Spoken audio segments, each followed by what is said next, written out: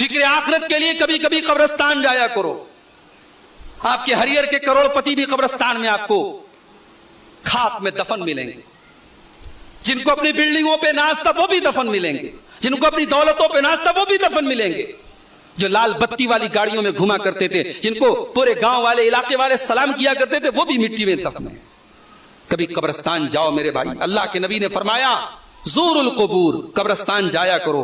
اس لیے نہیں کہ وہاں جا کے اگربتی جلانا ہے, اس لیے نہیں کہ وہاں جا کے فاتحہ پڑھنا ہے, اس لیے کہ وہاں جانے سے تذکرکم الآخرہ, تمہیں آخرت یاد آئے. مگر آج ہم تو اتنے سخت دل ہو گئے کہ جنازوں میں جاتے ہیں, مٹی دیتے ہیں اور قبرستان میں کھڑے ہو کے قہقہے لگاتے ہیں, ہنستے ہیں میرے بھائی.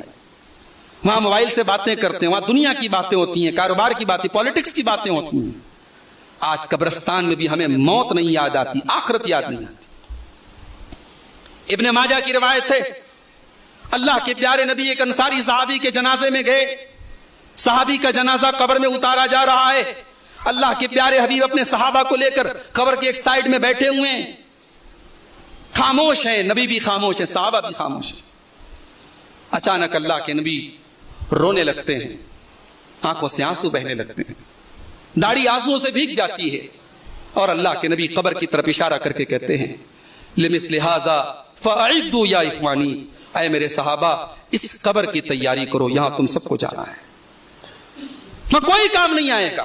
آپ کی دولت, آپ کے رشتہ دار, آپ کے بیٹے, آپ کا سورس, آپ کا اسٹیٹس, کچھ کام نہیں آئے گا.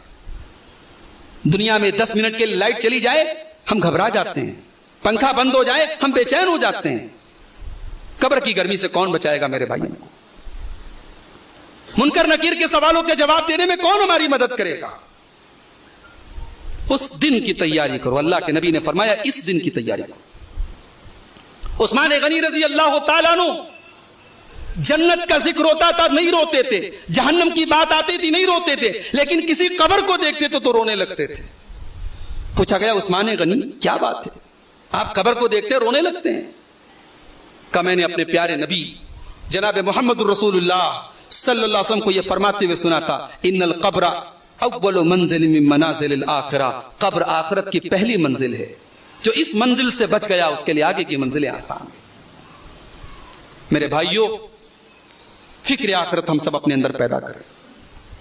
اللہ نے ہم کو جیسی طاقت دی ہے, جیسی حیثیت دی ہے, اپنی دنیا کی ہم فکر کرتے ہیں.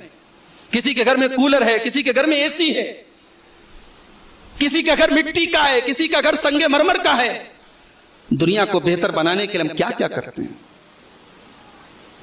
تھوڑی سی محنت آخرت کے لیے بھی کریں میرے بھائی ہم لوگ.